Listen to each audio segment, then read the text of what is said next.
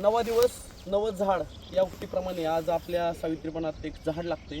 त्याच्या मागं काही इमोशनल भावना आहेत की आपल्या सर्वांचे मित्र विजय बंडलकर ज्यांच्या आईंचं मध्यंतरी दुःखद निधन झालं. खरं तर हा क्षण कुणाच्या वाटेला येऊ नये. बऱ्यापैकी आयुष्याच्या शेवटपर्यंत आई आणि वडील लाभावत, परंतु नियतीचा खेळ कुणाला चुकलेला नाही आहे. त्याच्यातून विजयराव यांच्या आईंचं दुःखद निधन झालं आणि गेले 2016पासून पंढरी ग्रामविकास मंचाशी कार्याशी संलग्न असणारे विजयराव भले तिथं वेळ नसेल पण तिथं असेल तिथं वेळ देऊन झाडाशी बांधिलकी जपलेली असते. आणि आमच्या सगळ्यांचं असं नियोजन झालं एक त्यांच्या आईच्या स्मृतीप्रित्यर्थ आपण या ठिकाणी एक वडाचं झाड रोपण करू.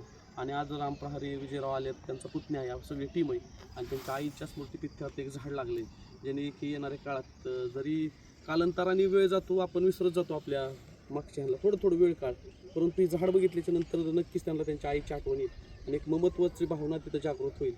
नक्कीच येणाऱ्या काळात विजयराव आई गेलेल्या दुःखातून थोडं बाजूला निघतील आणि या निमित्ताने एक झाड. तर आम्ही या निमित्ताने सर्वजण सर्वांना एक विनंती करतो, आपणही आपल्या पूर्वजांच्या स्मृतीप्रित्यर्थ नक्की एक झाड लावा. विजयराव आईचं एक झाड लागलं जाते. काय भावना आहे? चांगलीच आहे की म्हणजे सावली मिळणं आहे सारखी आणि निसर्गाचं चांगलं काम आहे. चला.